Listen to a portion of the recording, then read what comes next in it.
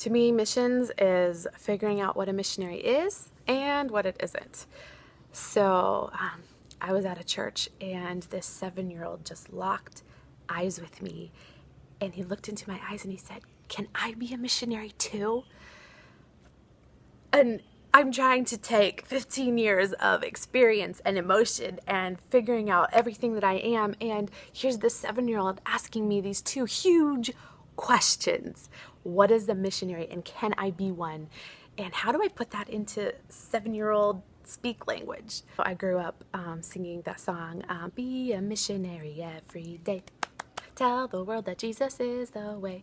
And so, yeah, missions is telling people about Jesus, it's sharing, you boil it down, and yes, go and tell people about Jesus. Of course you can. As I look into this amazing 7-year-old kid's eyes, be a missionary, do it, make a change. Yes, and missions is also, there's something definitely involved in missions that's about going, whether it's across the street to going to that person that is a different culture, going to a person, everybody's a different culture. Your family has their own culture and you don't even realize how deep that is basically until you get married. Then you're like, oh my gosh, I just married someone with a completely different culture. Even if he's the same color as me, it's a different culture. There's that aspect of going, and but then there's also the aspect of sending, having people who are sending you and supporting you. There's the idea of stepping out of your comfort zone, not doing just what's normal inside your box, but doing something outside of that. It doesn't have to be super far away. A lot of people connect that with missions, but it does have to be something out of normal. Probably the official thing that most people think of, but as I said, everybody has their own baggage for their word or experiences connected to the word missionary.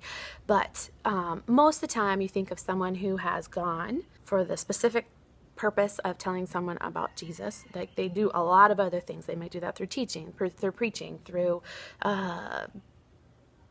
stained glass windows. We had somebody come to Brazil who taught people how to do stained glass windows. It was amazing.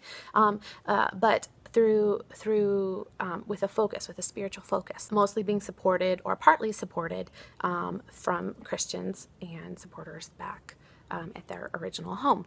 So, like, these are what we connect with, but that's this day and time. If you look in the Bible, missions looks a lot different. To be sent in Luke 10, studying those Bible passages, it's like, I don't recognize this in today's missions, and through history and through colonization, missions has looked differently and been done differently, and people have broken the mold, and God has been working in ways that honestly, we'll never know, because most of the people doing the work are not the ones writing the history books. So a lot of them aren't remembered, but God knows, and God sees. And who knows what missions is going to look like in the future. Missions is morphing just like technology and culture. It's something that doesn't stay the same. And so for us to think, oh, this is how it looks like in my head, and this is how it's always going to actually be, like, that doesn't work. I love being a missionary, but one of the big things about being a missionary that's really difficult for me is the whole money aspect.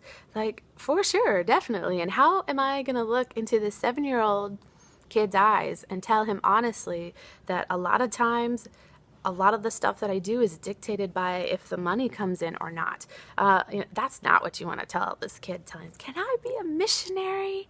With all that bright-eyed 7-year-oldness. I'm all for telling 7-year-olds that they can be missionaries and they can make a difference. But let's make sure that that's true.